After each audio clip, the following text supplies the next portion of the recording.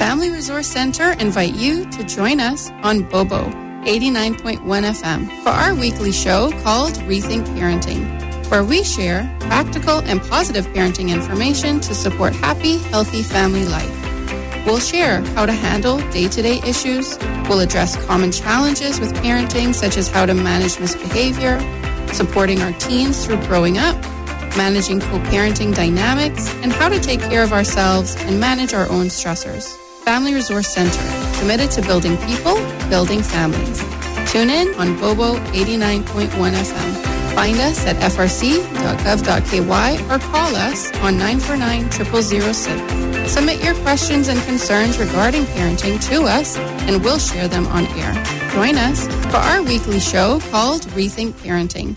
Good afternoon, Cayman. You're tuning into Rethink Parenting, the Family Resource Center radio show on Bobo 89.1 FM. You're joined by myself, Miles Ruby. I'm a parent facilitator at the Family Resource Center, and today I have Ms. Angela Martins, Executive Director of Big Brothers, Big Sisters, with me today, and we'll be talking about the wonderful organization, the value it has, and specifically within bullying behavior. So welcome, Ms. Angela Martins. What would you like to share about yourself today? Thank you very much, Ruby. I'm really delighted to be here. I am proud to be associated with Big Brother, Big Sister. I come with a strong public service background, as I believe most people in Cayman know, and some of that would have been as Director of Children and Family Services back in the day. A lot of community engagement that allowed me to, I like to say, sit in back doors, sit on cistern tops, and get to know the heart and soul of what it means to live in community in Cayman. And so when I come here to Big Brother, Big Sister, I come with that sensitivity of showing respect and regard for every family we deal with, in the nuanced way that is necessary to bring respect and regard to them. Okay, thank you for sharing that. I think we'll just go ahead and get right into some of the questions, and particularly with it being Bullying Prevention Awareness Month for October, I would like to know, how can mentorship potentially support a child who is experiencing bullying?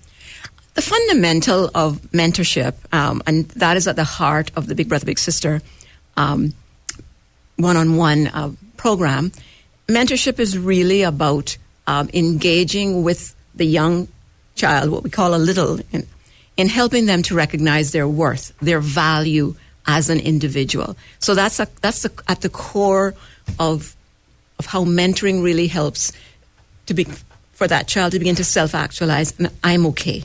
I am enough, in spite of whatever might be going on around me. I think the other piece of it, too, is mentoring helps the child to see beyond where they are and to realize there is a possibility for a future, rather than believing this is the best it can be. Mentoring also helps, in the context of bullying, mentoring also helps the child to see themselves separate from the person who is bullying them, and to realize that they are not unworthy or lost in some regard, but rather that the actions are a reflection of the other person and not an indication of who they are. Mentoring will help the child to think through, the mentoring relationship, I should say, helps the little to think through what's going on, how am I responding, how am I looking at myself in the context of all of this, and is there anything I can do to make a difference? And that might be helping them. They're big, and that's what we call the adult volunteer that is a part of that relationship. It might be they're big, really nudging them. You can do this. You will speak to your homeroom teacher because it's happening in the homeroom, let's say, so that they know what's going on. Really, mentoring relationship in the context of bullying and in the wider frame empowers. It empowers the youth to know, I can, rather than to recede because I'm afraid or I'm insignificant. The mentoring relationship says you are enough, you are worthy, and I, you're big. I'm here behind you, supporting you, engaging in helping you look at your life and different ways to engage around you. Okay. It sounds a lot like what we've been doing this month for our anti-bullying campaign, where we've gone into the schools and been training what we call peer-led leadership training, those prefects, those monitors, on how to interrupt those bullying behaviors and give them tools and skills on what they can do. Mm-hmm. And again, we always focus on, with our children and our parents, that we can only control ourselves, our response. We can't control another human being. And so how we choose to respond to the bullying behavior and how it's happening and how to report it, mm-hmm. How to be an upstander mm-hmm. or a defender and mm-hmm. not to be an outsider or a reinforcer or an assistant to the bully. Mm-hmm. And so it sounds like the mentoring experience for the child is really going to help enhance that experience to help them realize that, again, the behavior is not about them, it's more about the bully. Yeah. And one of the big pieces of our mentors, our bigs, is they are trained to engage with their little in creating a safe space for the little to express those fears, to be honest, to come to the table in what's happening to me and how it's making me feel. Mm-hmm. Because that's the starting point to begin to help the little to reframe their inner voice around, I like to say, you are worthy. Mm-hmm. And I think the other piece that's also important in the scheme of bullying is that our bigs model kindness, compassion, generosity. And I don't mean money generosity of spirit. They model fun. But they equal model a certain sense of discipline in that they are going to be encouraging their little in spite of what may be happening in your world. For example, education is important. And we want you to focus in there. Mm-hmm. Because there's always, and one of the big things for youth with facing adversity is get them to appreciate that there's no perfect world. There's always going to be something that's going to be bothering in your world is not nice. But it's how you respond to it, as you said. Mm-hmm. It's the perspective that you hold about it that's going to make all the difference. Right. Well, we also like to make sure our children and parents know that there's no such thing as a perfect parent or a perfect child. We all are going to make mistakes.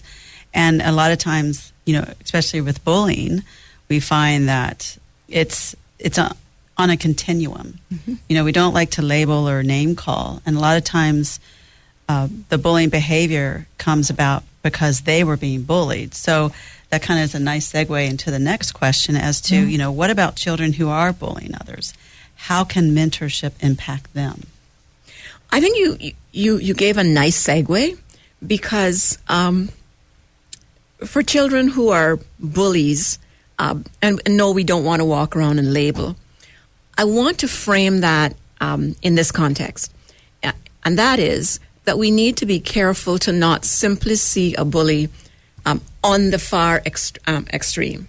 Because when there are ways to tease another child, that is bullying. Mm-hmm. And the fact that the child walks away, but the tears are there when they walk away, mm-hmm. And nobody sees that, it hurt a child. We like to think of bullying as hitting or cursing or loud and shouting. And those are elements. But there's a type of bullying that goes largely unnoticed that is extremely destructive. It's soul destroying. And so I want to put in the context that for parents listening to us to be more mindful that it is not to wait for the end game when a child got their arm broke because there was some fight or something, but rather what is the change in the disposition in your child as they come from school each day? Are they sad sometimes? Spend some time to talk about that. Mm-hmm. I want to share an example of something a little boy, a mother said that changed her entire life. And this was not in a BBBS context, but in another context in which I was doing some volunteer work. And she was talking about single mom, 4 children, how busy she was. And the principal of the school calls Friday morning to say, did Johnny explain to you why he's at home? And she said, no, he didn't say anything to me. But can you come in? So she went in, and the principal explained what had happened at school the day before with a child bullying him. But no, it didn't start today. To your point, it's a continuum.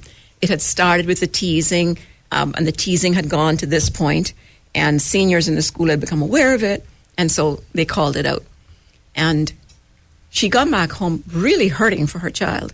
And she says to him, I got down on the floor where he was playing, and I said, why didn't you tell me anything about this? And he said, looking up at her, you wouldn't have listened anyway because you're so busy. Aww. And I want to leave that out there because I carry it in my heart. Mm-hmm. This is probably 10-ish years ago, a mother said that to me. But I want us to understand that we have to pay more attention to the little people that we have around us. Little people could be 7, 8, because this little boy was 8 years old, or little people could be 14, 15. Mm-hmm. But wherever they are, it is important that we understand that bullying is a continuum, as you said, and that we also begin to look at how does family life impact children when they leave us and go to school. Mm-hmm. Because bullies aren't born. And so we're talking now about the child who's a bully. Children who bully are dealing with some anger, unresolved anger issues, some confusion around self-esteem, self-worth. And from the mentor's perspective in working with them, it's trying to understand what the underbelly is that this child is dealing with, to be able to find the right ways to approach them. Mm-hmm. Because what we need, that little who is struggling, who is, shall we say, a bully, although I don't like the titles, but who's doing things that hurt the feelings of others. We need to help that child understand the impact of what you do, mm-hmm. but also to help them to begin to unpack what's around their own world, and that there are things happening that are not their fault. And that's a big piece for little kids. It's not their fault. Because invariably, if you spend enough time to get in the core of a child who is seen to be bullying, you're going to find that it's anger against situations I can't do anything about.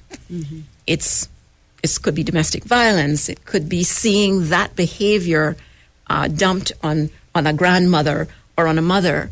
And largely women tend to be helpless in those situations. Mm-hmm. And I can't do anything about it. I'm just 9 or 10 years old or whatever. Mm-hmm.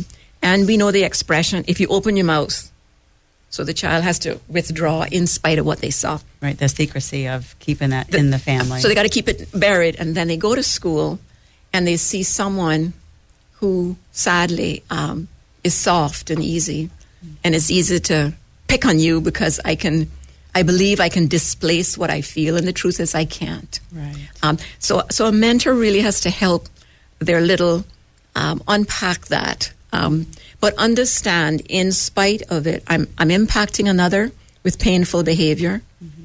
It's what you're doing. It's not who you are. Right. And separate the child from the behavior. Yeah. And so mm-hmm. that's really important to help them to see themselves rather than be seen. Because unfortunately, again, people in school says, well, all he does is bully him. Mm-hmm. You know, the other children would, oh, he's a bully or she's a bully. And so a label gets affixed. I was talking with a child recently, and a child said to me, well, they said that I don't handle being around big people well. And I thought, who in the world were they? Mm-hmm. Because you can handle because you're a smart child, and you handle being around me, so hello. Mm-hmm. So we really need to be careful. I suppose the point there I want to make, we need to be careful how we engage with children, what we expose them to, and understand that what's happening in the home, in the wider family environment, truly impacts little people. Absolutely. And not innocent witnesses. They're victims as well. They are absolute victims. and they will in turn act out in school, but we then separate that from what happened back here. They're one and the same.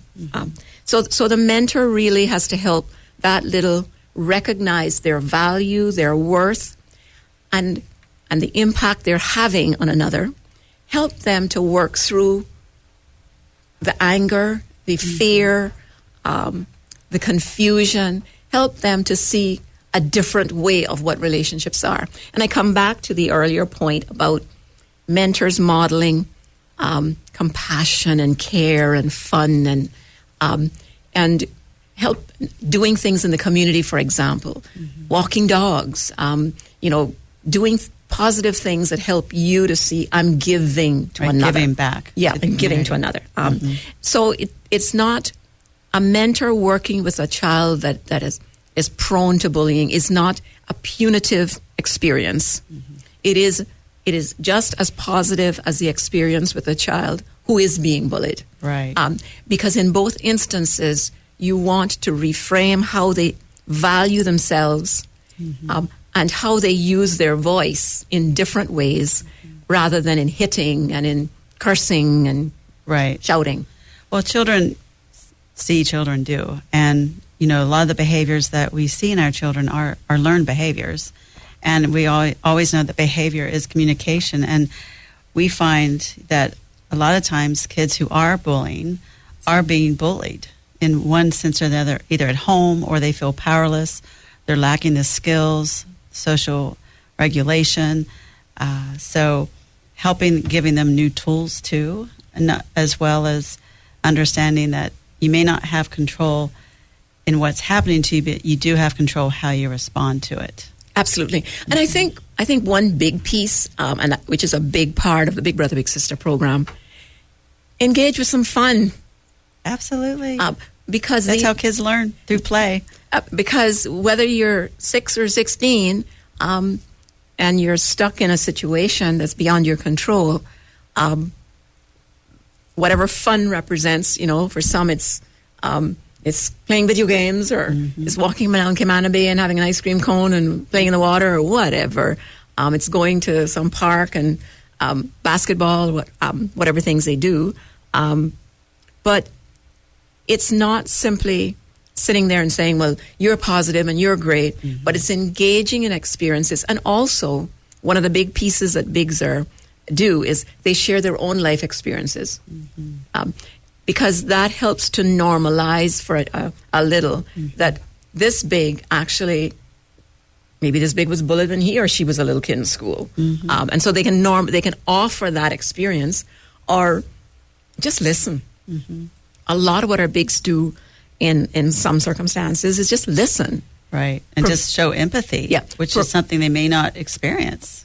More often than not, no. Provide a space for the little to be yourself. But I want to add that one of the cornerstones of what we do at Big Brother, Big Sister is that mentors do training on child safety. And so we are constantly looking at the issues around child safety because that is highly critical to us. And so while we would focus on whether it's bullying or whatever, we're also wanting to make sure that our littles are safe. Right. Yeah. Well, it's so true. I was watching someone online the other day as a parenting coach, and he was discussing how children spell love T-I-M-E. Time. And it's that connection that they're seeking. Even our teenagers of having fun. And what I'm hearing with the mentorship program is that it's giving these children an opportunity to connect and have fun and play and to feel good about themselves versus being in an environment that might be hostile, might be harsh, where their needs may not be met, or perhaps they need skills to be taught skills on what does empathy look like, what is good teasing versus bad teasing. Yes, that's absolutely true. But I think another piece of it too is a big piece of the mentorship relationship, which our Bigs are involved in, is in helping our littles to look at different perspectives. So this is what you say happened. Here's different ways to look at it. I like to use the word all the time, reframe the situation. Right. So what did you say? What might you have said differently? Because we always tend to look at it as I was hurt or what have you. But in the context of someone who's a bully, it's really important to help them see that perhaps they thought the other person did something and then they acted this way. But was it that they did something, or was it a trigger that caused you to behave the way you did? And a big piece for someone who's a bully that a big would work with, it's important that they understand they're not alone. So true. And that the consistency of a big is, I'm going to be here for you, and I know what they said about you at school, I get it, but you're important to me. So I'm going to show up Friday, like I said, and we're going to go and do whatever. And for them, the mentoring relationship is about some core things, and one is commitment, and the other is, well, one of several. Two I want to mention here is trust. I was about to say that builds trust when you keep your word. And commitment. Because our bigs know that in that first year, there are many things they'll do with their little, but there's two core things that we require of them, and that is commitment to showing up when you said you're going to show up, and engaging in ways that helps the little to trust you, that you are the quality of person that you present to them. Right. Because we watch littles go from never looking you in the eye, never saying hello, walk away when they should say goodbye, and they've been matched 8-10 months, and all of a sudden he or she says, "Okay, bye, sir," and you think, like, we scored. It happened. It's those little wins, right, that you have to celebrate. Yeah. A big talked to me a couple of weeks ago about the fact of his 16-year-old wasn't really accustomed to going out for dinner anywhere. And so he thought that they could go to Pizza Hut. And the little said, "No, I want to go to Agua." Oh. And so they went to Agua. But they had been going for dinner other places, but at this point he wants to go to Agua. And what was awesome about this is that he gets there and he looks at the menu and he says, waiter comes and he says, "Sir, may I have some whatever he wanted?" And he looked at the waiter. But not only that, for the meal, he used his knife and fork properly. He sat at the table properly. None of that had happened prior to this. Oh, wow. And the big was like, I'm listening to this guy talk, and like his heart is full. I can feel it. His heart is full. But it isn't that he had chastised this little all along the path. You should do this, you should do that. Right. It was rather that he had modeled behaviors that when someone approaches you, look in their face and say, "Thank you, ma'am," or "Please, may I have this?" Rather than, "You tell him I want one steak." Right. So he set the example. And that's a big piece of being a mentor. You live by example. That's how children learn. Yeah, they learn by example. As parents, we are their first teacher.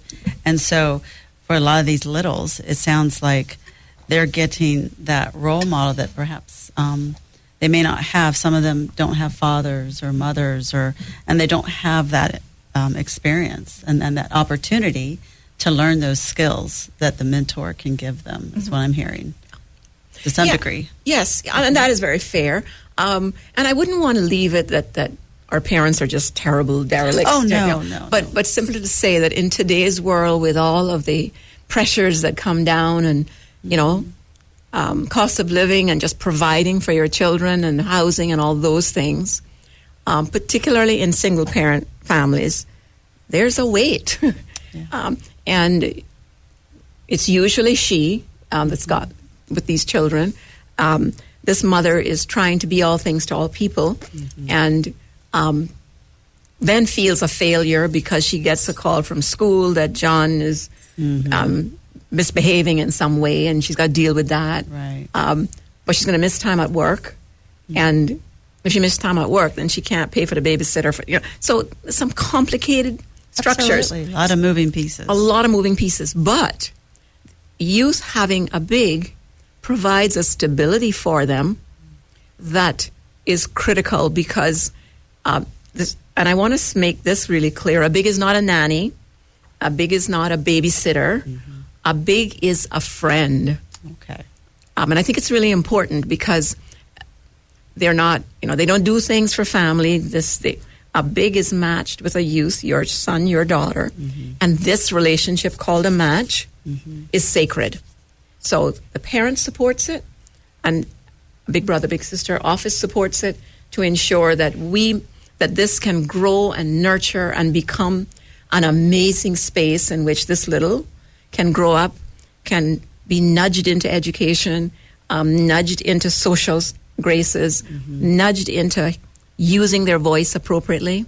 And we come back to this issue of letting go of the anger and the rage that built up because of things beyond their control, and understanding that I am bigger than this. Right.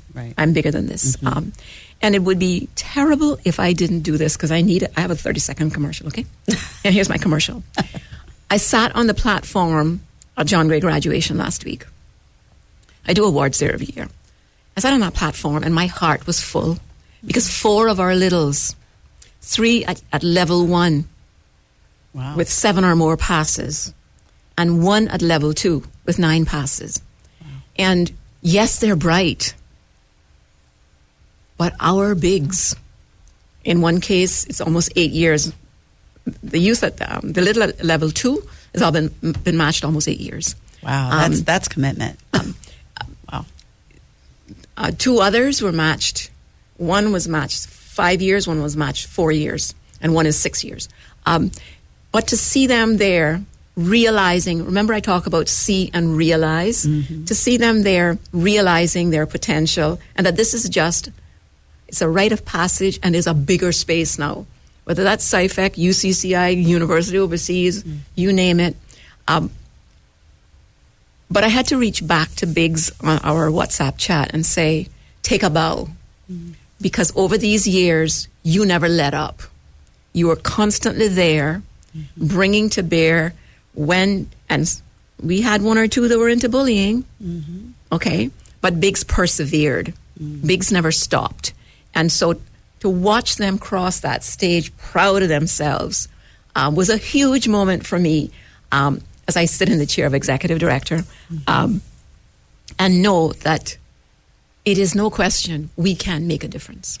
Absolutely. And that just, I think, if anything, should help parents and others who are considering mentorship for their child, or either to be a big, just the impact that this can have. And so I think when we're going to take a break, and when we come back, we'll talk about some of the major benefits of mentorship. But thank you for sharing with us so far. And we'll take a quick break, and when we'll get back, we'll discuss some of those benefits of mentorship. The Family Resource Center invite you to join us on Bobo 89.1 FM for our weekly show called Rethink Parenting, where we share practical and positive parenting information to support happy, healthy family life.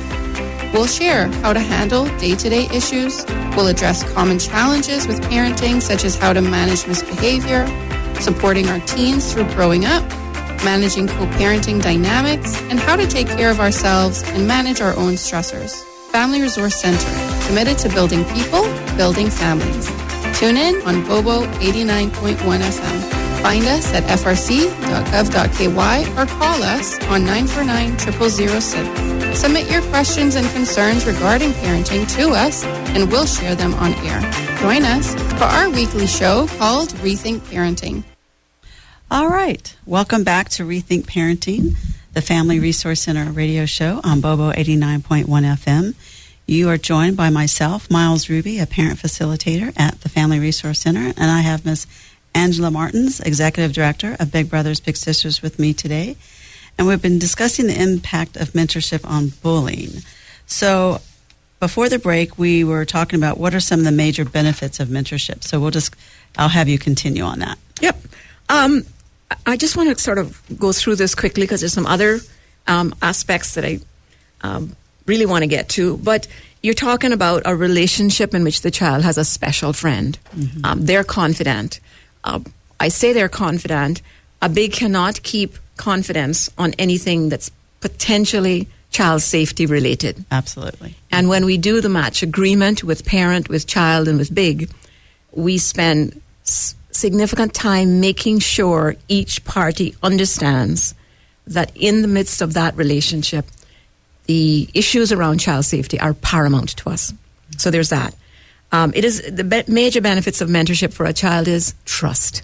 They learn what it means to trust. Mm-hmm. For many of our children, that's not something that they know. The mentor shows up consistently. The mentor does the things they said they would do. The other piece is around commitment. Mm-hmm. And trust and commitment kind of interweave. Mm-hmm. One sort of gives life to the other, but very often commitment for these children is lost because promises are made, promises not kept. And that's huge. And the commitment, mentors bring values.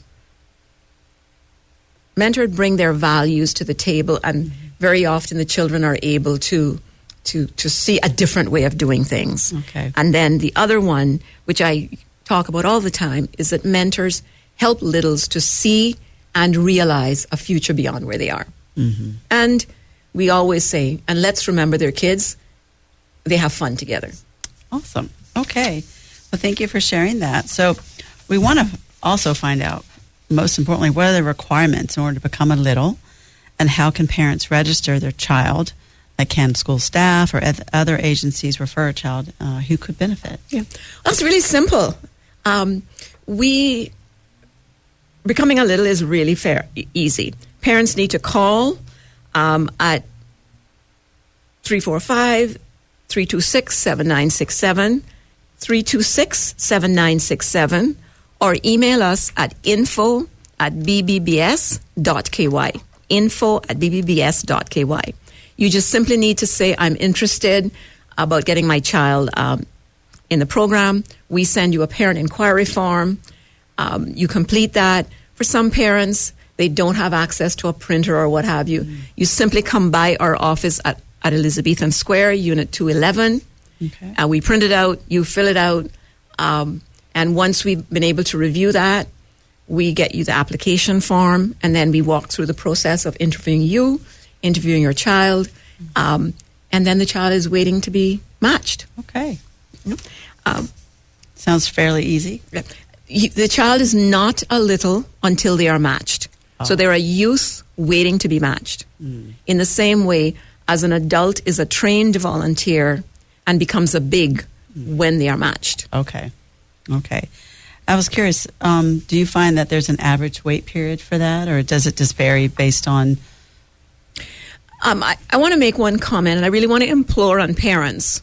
Please, if you're hearing my voice, or you have a friend you want to hear this, refer girls to us. Oh. I want to remind you, it is girls who get pregnant. Mm. I really want to put that out there and as loud as I possibly can. Girls are quiet, girls withdraw. Boys walk up and down in classrooms and make noise at home, and you think of, I need some help for him. Well, those externalizing behaviors tend to cause more trouble than the internalizing ones. And girls sit in the corner, and she says nothing and spends her time on her phone, and you think all is well. Mm-hmm. We see fewer girls than we see boys. Okay. Now, that is a global issue, but irrelevant. We're working in our community, and we're open, please.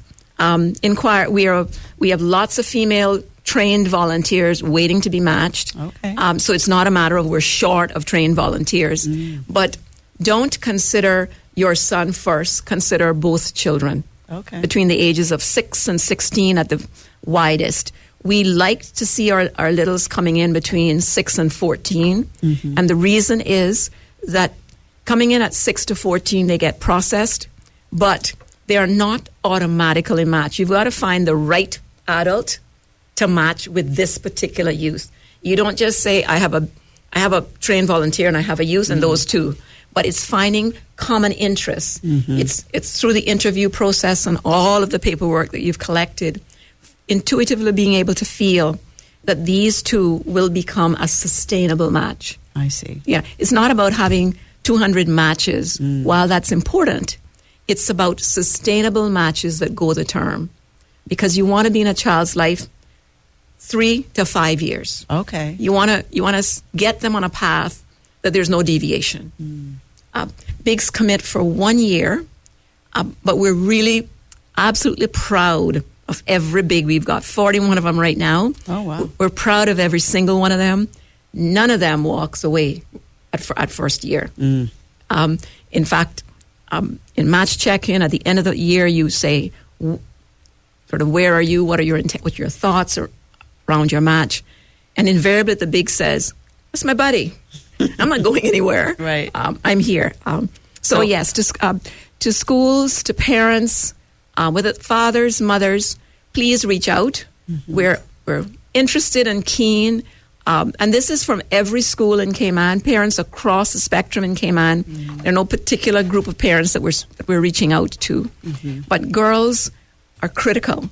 And to say that, I just want to have a 2-second on something. Absolutely. It's a new project that we have with the Family Resource Center, and it's called our Teen Parent Mentoring Program. We launched it in 2022 March in International Women's Month. And it's a program that provides a big sister for teen mothers 13 to 25. And the reason we say 25 is because that's the age range of the Family Resource Center program. The Young Parents Program. Yeah. And this is critical because we want our teen mothers to understand you made a mistake. Okay. But that's not the end of the journey. Right. And we want these moms to do the same thing we say in the community program. We want you to see and realize you have a future. So we want to get you back into education or into a job, but your biggest sister is going to be there to encourage, nudge, support, and also help you to reframe the voice in your head around how you make decisions, the choices you make.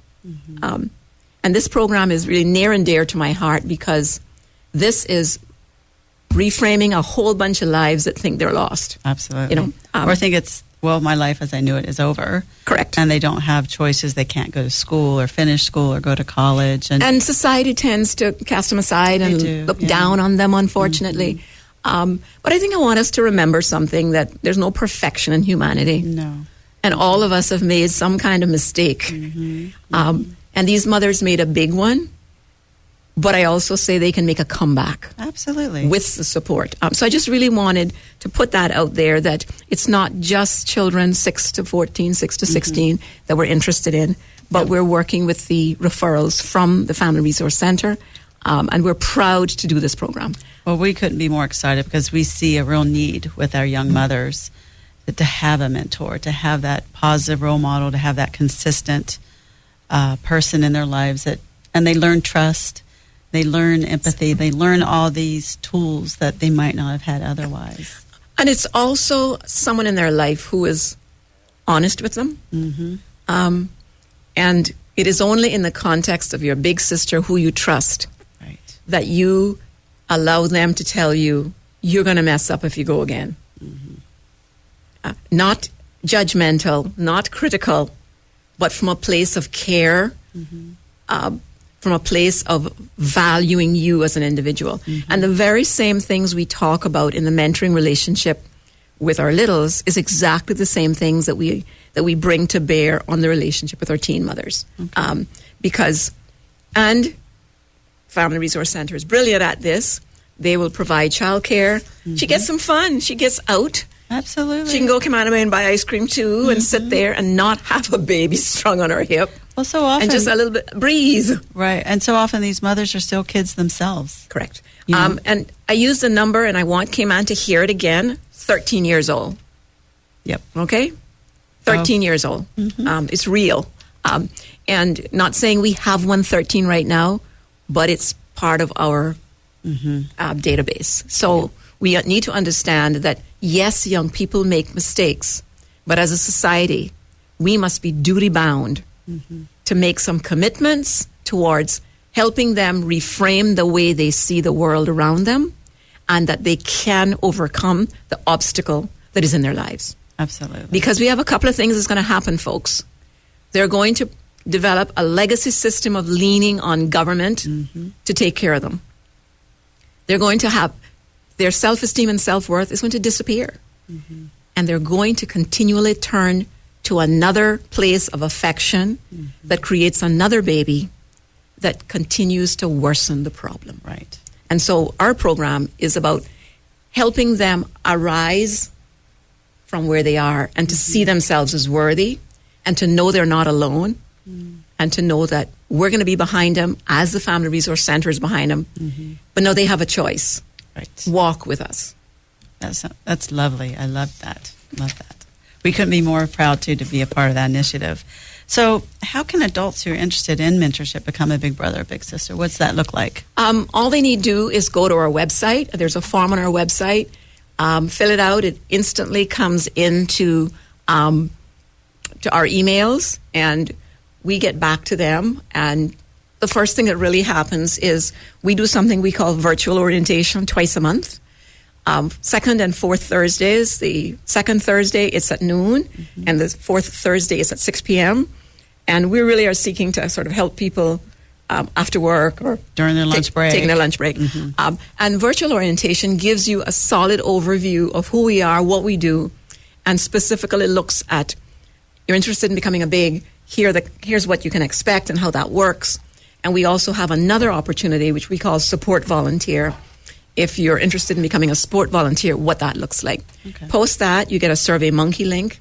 You identify what you want to do, and once we get that back and we see that you want to become a big, then automatically the application form and other bits come out to you, and you start the journey. And that moves forward, and then you become a trained volunteer. Important to note that you are a trained volunteer once you've completed all of the processing, but you are not a big until you're matched. Okay. So you have to be matched. The youth is a youth until they become a little in a match. And a trained volunteer becomes a big when they are matched. What is the average, I would say, wait time for a match? Well, one of the first pieces is that the process can be stretched out if you don't return all the pieces on. So you could start and send us this, but then we don't get the police record or the driver's license or the what have you. And so we have to get all these pieces in first before there are two things that we need to do. We need to do an interview, and we need to do, you need to do the training, which is a 3-hour mandatory BBBS training on in mentoring relationships and child safety. And then you also must do the Darkness to Light training, which is a 2-hour online training. That's a requirement, both to become a big, and every 3 years it must be redone to remain as an active big. Okay. So it's not sort of once and done, but it must be done. It's good to have those refresher courses. Absolutely. And your little changes over time. True. And the world changes over time. You could have a child move from living with their parent to now in a foster home. So situations are different. And it's useful that bigs are up to speed with what's going on. Right. I think part of the question you were asking was, though, that after I've been fully trained, sort of how long does that take? And that is varying periods of time. Unfortunately for females, because we've had so few girls, we could see a female waiting 8 to 12 months. Oh, wow. We've seen that in the past. Okay. And that's why I really make a strong call out to parents to consider Big Brother, Big Sister mentoring relationship as a valuable place for their girls. Absolutely. That's one. Now, with guys, with men, or the males that we have in our trained volunteers, got to get the right word for them, it's much quicker. It could be 4 to 6 months. And you say, well, why that period of time? What is really critical, I said it earlier, you don't simply take this child out of the pile and say, and put him with him. Right. But it's really quite a process to create a match recommendation, because you're looking at, we ensure we get what are all the likes, the child likes to do all these things. There's a form that the adult fills out. This is what are all their interests. So we start looking at those things. But we've also done an interview with the child, with the mother, with the parent, I should say, and with the adult volunteer. So we start to get attitudes and interests and feelings and temperaments, personality. And it's all of that when you sit down and you say, like, we did 2 interviews yesterday, and the case manager, Jay-Z, said to me, as we were reflecting on them, she said, I really think that this person would be great with a young child. And here's all the reasons why. Okay. And that comes not just on a review of the paperwork, but it comes from a place of what you got from that interview and the way that they spoke about their interests and how they engage now in their life. So we work to complete the training and then to spend some time looking at the number of youth we have waiting, and to the extent possible, do we have an adult that every single one of these can be matched with? Because we work on that, Right. and that's a constant flow. It's not. It's a constant flow. Okay. So what I'm hearing is that it's more about the quality of the match, not how many you match. Yes, because you want sustainable matches. Exactly. Think about making a match, and then 6-8 months later, big walks away because it's not working or something happens. They don't connect. They don't connect. That's painful. Now, but we also want to be fair that Big Brother, Big Sister staff are not perfect. No. So you make 20 perfect matches, and the 21st one wasn't quite the connection that you had hoped it would be. Life is like that. And so we work to minimize any fallout on all sides. But we also are present to say, in the case of the little, in the case of the big at this point, both parties interested to be rematched. Then we look to what have we learned from this, and then how do we consider rematching this little with somebody else, given some things we learned over here that might make the next match more successful. Right. Yeah. So it is, someone said yesterday, what you all do is difficult. I don't know if it's difficult. I think it's more heartfelt. Yes. It's a very delicate because you put your heart in. It's a dance. You put your heart in.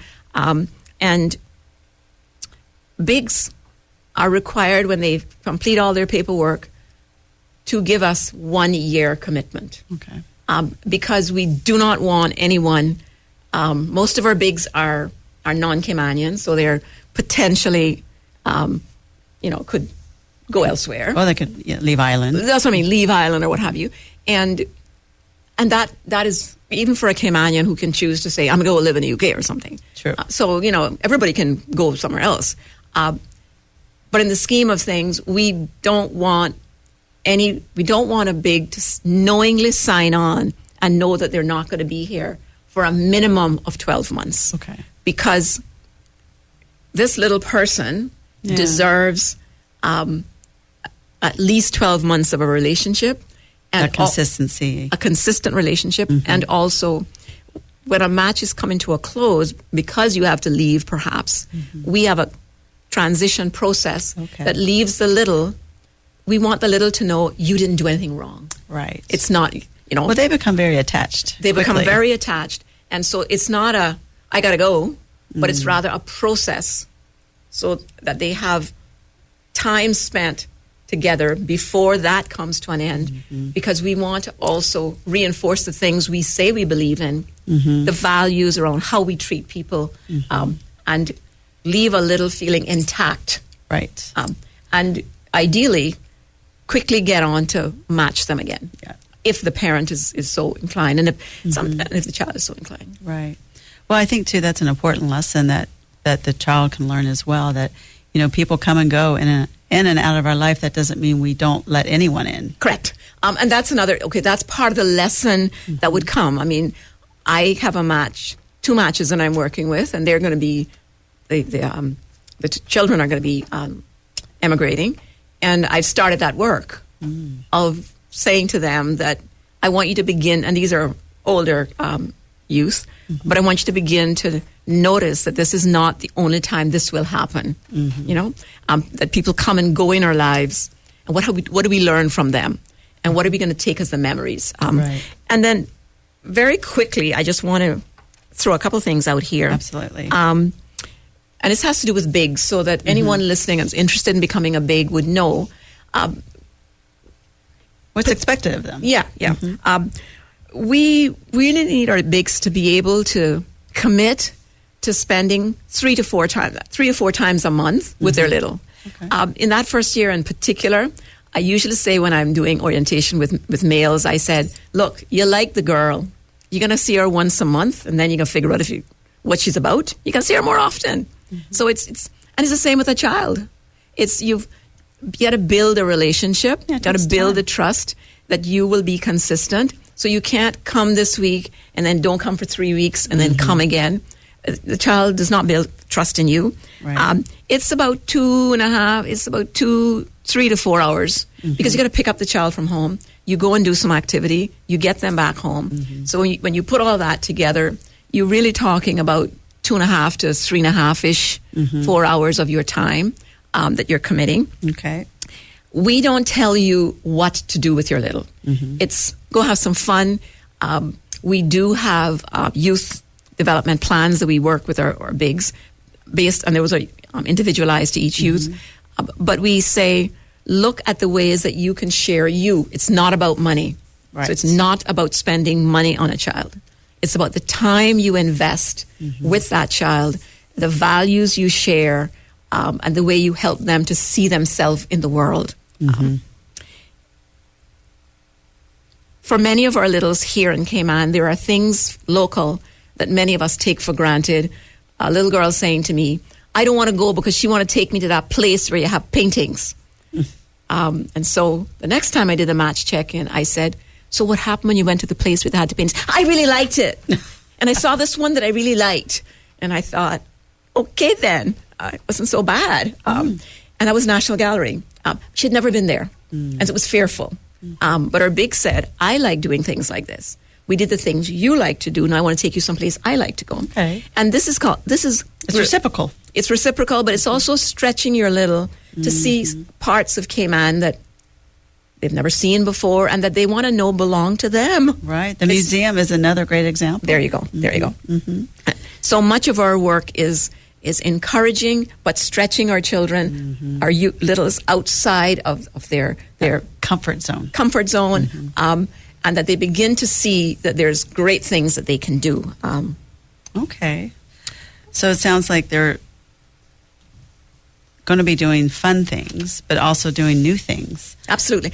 And understand that there's no sort of sit down and preach to them, but in everything that you do, you communicate through fun, through all kinds of ways. You share experiences and therefore the ways you help them to grow. Okay. Mentor, my last thing I want to offer is to you who may be considering becoming a mentor. Our mentors say they sometimes think that they get almost more than the littles get because of how beneficial it is in their own lives. Oh, that sounds lovely. I hear that over and over again. So it's a reciprocal win-win situation. It is a win-win situation for the mentor and the mentee. Well, I can't thank you enough for coming today and speaking to our listeners about the mentorship program with Big Brothers Big Sisters and how it benefits not just the littles but the bigs as well, and that we do have a call for more girls. Absolutely. Is what I'm hearing. And if you're interested, it's a simple process, and you can really make a difference in a child's life. So thank you so much for joining us, listeners. Also coming at the Family Resource Center, please join us next Tuesday, the 25th of October at 6 p.m. on Zoom for How to Bully-Proof Your Child. And you can email us at frc@gov.ky to register. And we hope this information has benefited you and your family. So please join us next week for more Rethink Parenting, the Family Resource Center radio show on Bobo 89.1 FM. Again, you've been joined by myself, Miles Ruby, a parent facilitator at the Family Resource Center, and it's been a joy being with you today. For more information on our parenting and family services, please reach out to us at either 949-0006 or email us at frc@gov.ky and follow us on Facebook and Instagram for the latest news and information. So before we sign off today, any one last word you'd like to say to our listeners, Miss Angela? Girls. Send us your girls. Send us. Okay, that's what I'm hearing. We need more girls. I'm also hopeful with the partnership that Big Brothers Big Sisters has made with the Family Resource Center and our young parents that we'll start to see a shift in that as well. Absolutely. We want to see less. You know, it'd be great that we had to close the teen parent program. That would be ideal. I mean, we'd love for that to be a problem. we didn't need that program any longer. And if we have mentors out there, you know, helping to shape and change some of these behaviors that are putting these girls in these situations, then we can break that cycle, that generational cycle. Yeah. So, you know, there's all I see really are win-wins. Absolutely. I just want to say thank you so much to FRC for the opportunity for Big Brother Big Sister to be here and to lend our voice to Bullying Month. Yes. Well, thank you for coming, and it's been a pleasure having you. And again, thank you, listeners, for joining us on Bobo 89.1 FM on our Rethink Parenting campaign at the Family Resource Center. The Family Resource Center invite you to join us on Bobo 89.1 FM for our weekly show called Rethink Parenting, where we share practical and positive parenting information to support happy, healthy family life. We'll share how to handle day-to-day issues. We'll address common challenges with parenting, such as how to manage misbehavior, supporting our teens through growing up, managing co-parenting dynamics, and how to take care of ourselves and manage our own stressors. Family Resource Center, committed to building people, building families. Tune in on Bobo 89.1 FM.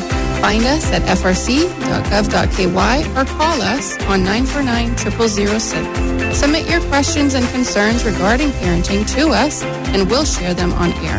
Join us for our weekly show called Rethink Parenting,